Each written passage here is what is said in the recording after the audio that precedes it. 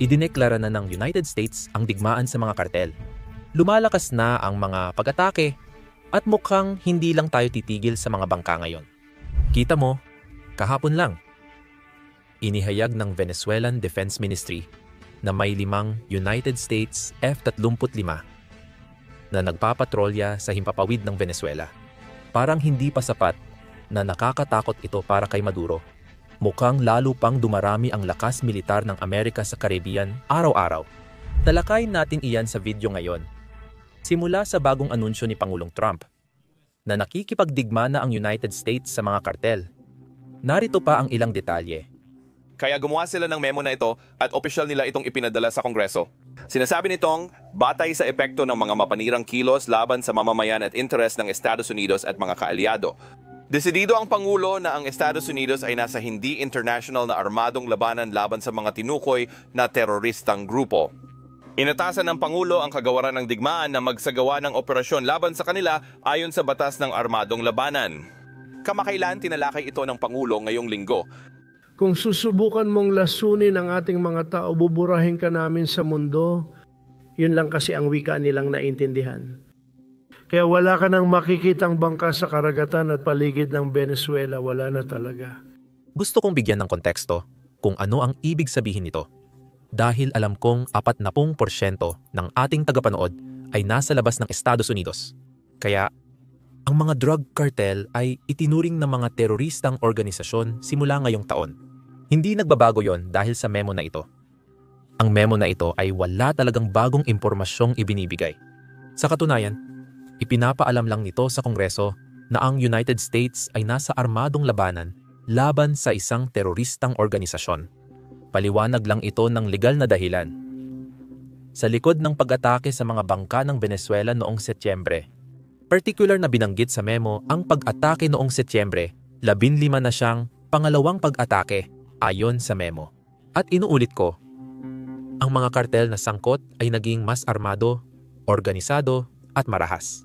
May pinansyal, kasanayan, at parang militar silang kakayahan para kumilos ng walang takot sa parusa.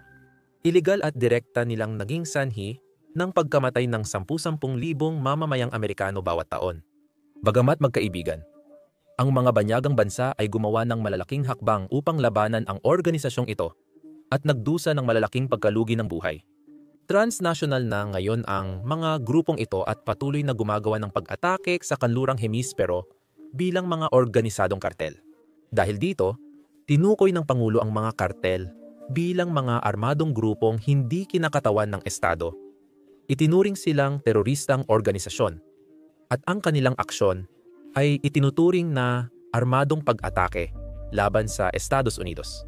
Direkta lahat ito mula sa memo. At ang dahilan kung bakit ipinadala ito ng White House ay dalawa. Una sa lahat, kung hindi ninyo alam, may legal na debate na nangyayari dito sa Estados Unidos kung ang mga pag-atake ay ilegal o legal. Yun ay dahil sa ngayon, ang mga kartel ay itinuturing na mga kriminal na organisasyon at kaya naman walang naging mga pag-atake bago ang taong ito. Simula ngayong taon, itinuturing na silang teroristang organisasyon gaya ng Islamic State of Iraq and Syria o Al-Qaeda. At matagal na nating tinatarget at inaatake ang mga target ng Islamic State of Iraq and Syria at Al-Qaeda. Mukhang ngayon, mas lalong titindi ang mga pag-atake laban sa mga kartel. Ito ay dahil itinweet ito ni kalihim ng digmaan Pete Hegseth ilang oras ang nakalipas.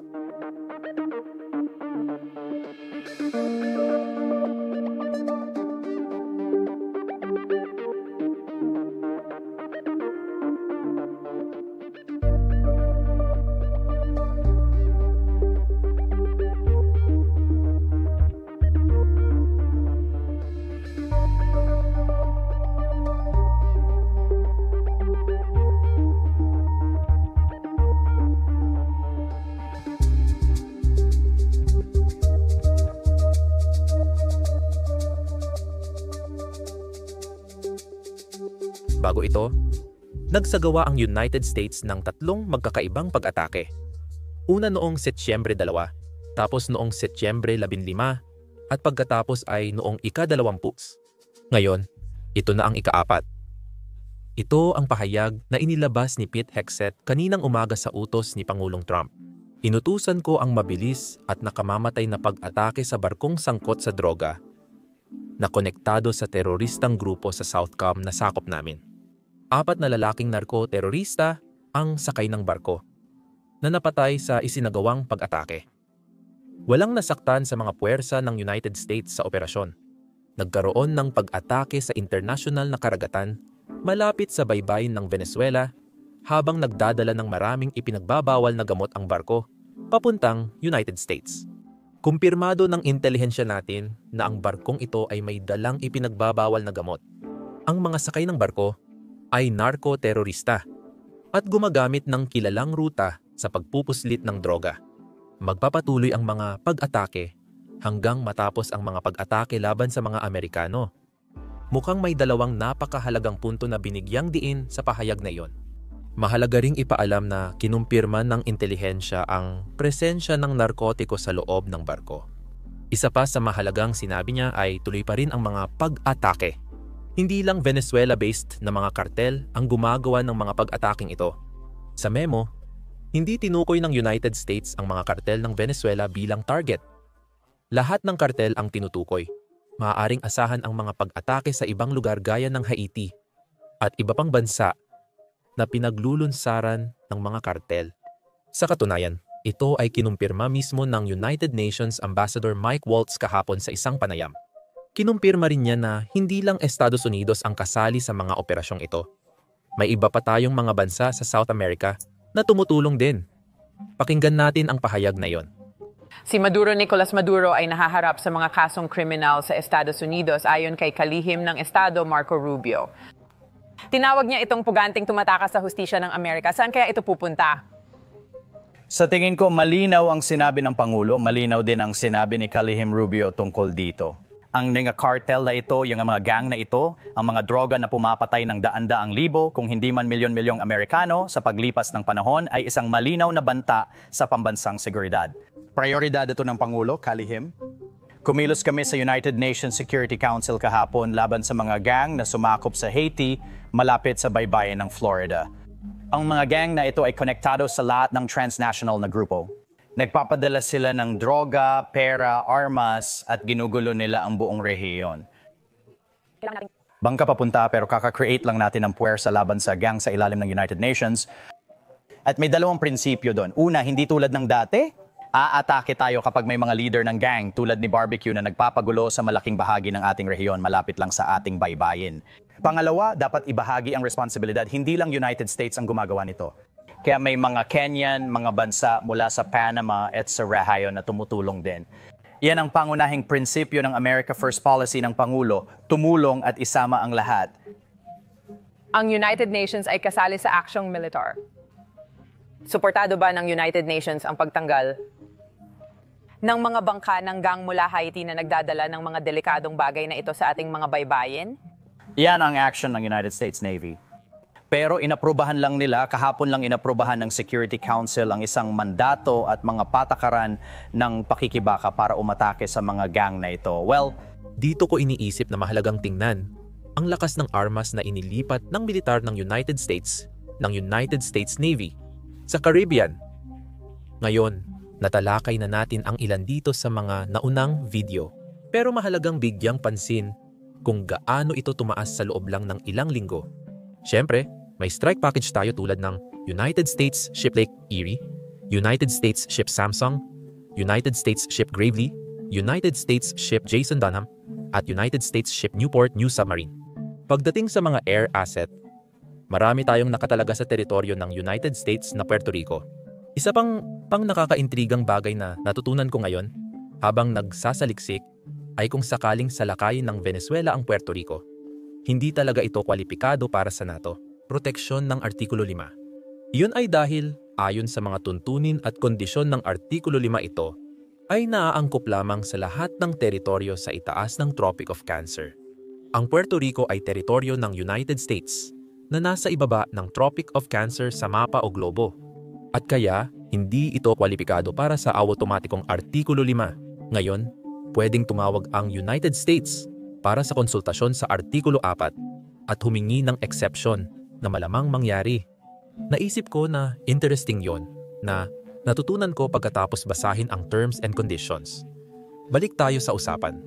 May 10 F-35 na nakaistasyon sa Puerto Rico. Mahalaga ito dahil ayon sa Venezuela, ilan dito ay nagtangkang pumasok sa kanilang airspace kahapon. Balikan natin ang balitang yan mamaya. Bukod sa F-35 may drone, helicopter at iba pa. Mayroon din tayong mas maraming naval assets at mga asset ng Coast Guard na makikita ninyo sa infographics sa inyong screen. Kita nyo? Ang dami nito. At dito ko gustong ibahagi ang isang interesting na pagsusuri na lumabas mula sa Washington Examiner kahapon lang. Ayon sa artikulo, naniniwala ang military planner na sapat na ang puwersa para sakupin at kontrolin ang mga estratehikong pasilidad tulad ng pantalan at paliparan sa Venezuela. Ang pagdami ng puwersa militar ng United States sa paligid ng Venezuela ay hindi na dapat tingnan bilang simpleng usapin lang ng pagpigil sa drug trafficking. Ang kasalukuyang istruktura ng deployment ay masyadong malaki, magastos, at iba-iba ang kakayahan para ito ay idisenyo lamang para sa misyong iyon. Talagang nakakaintrigang pagsusuri ito at sigurado akong kakaunti lang ang kokontra na napakalakas ng puwersang militar na mayroon tayo sa Caribbean. At dito ko gustong tingnan ang ulat na lumabas mula sa Venezuela kahapon. Ipinahayag kahapon ng Ministry ng Depensa ng Venezuela na 5 F-35 na malamang mula sa United States Marine Corps, ang natukoy ng mga air defense system na gumagana sa loob ng Flight Information Region sa baybayin ng Venezuela. Ngayon, ito ay isang napaka-provokatibong pahayag. At hula ko, ito ay para sa mga lokal na tagapanood sa Venezuela. Ginagamit ni Maduro ang propaganda para hikayatin ang mas marami pang sumali sa militar. Sa totoo, hindi naman talaga pumasok sa himpapawid ng Venezuela ang mga F-35 na ito. Mga 75 kilometro o 45 milya ang layo nila mula sa himpapawid ng Venezuela.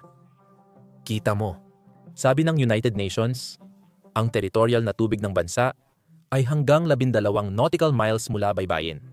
Malayo pa noon ang mga jet na ito. Pumasok sila sa Venezuelan Flight Information Region or Flight Information Region. Kaya dapat nilang tawagan ang Venezuelan Air Traffic Control kapag may eroplano rito. Ipaalam sa kanila kung saan pupunta at ano ang plano.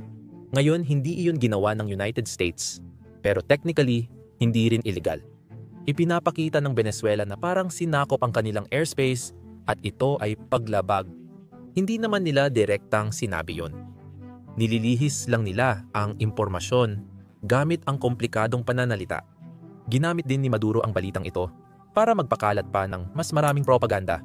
At naglabas siya ng video ng mga puwersa ng Venezuela na naglilipat ng S-100 at 25 air defenses sa buong bansa para labanan ang mga United States F-35. Narito ang clip.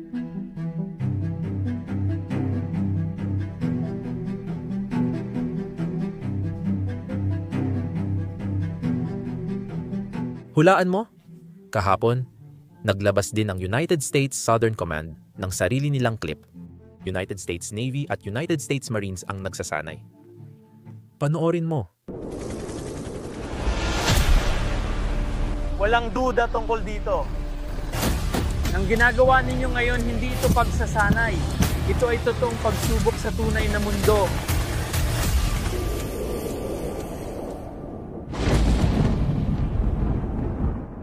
Kakabigay lang ng nakakagulat na anunsyo ng YouTube.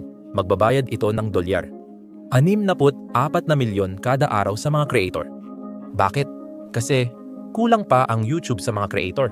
Kaya mo nakikita ang mga video sa iyong homepage na may mas mababa sa 1,000 views. Tulad ng nandito mismo. Hindi naman ibig sabihin na lahat kailangan mag-umpisa ng sariling channel. Pero kung naisip mo na magsimula ng YouTube channel o faceless channel, ngayon ang perpektong panahon para gawin ito. YouTube ay nagbabayad ng milyon-milyon araw-araw sa mga creator at mas tinutulungan na ngayon ang mga bagong at maliit na channel. Sigurado akong marami kang tanong kung paano simulan at palaguin ang channel. Madalas kaming makatanggap ng mga tanong sa email mula sa inyo. Kaya napagdesisyunan naming ilagay lahat ng aming payo tungkol sa YouTube sa isang YouTube video ng libre. Kaya kung isa ka sa mga interesadong magsimula ng sarili mong channel, Pwede mong panoorin ang video na yon dito sa YouTube sa pamamagitan ng pag-click sa link sa description or card sa iyong screen.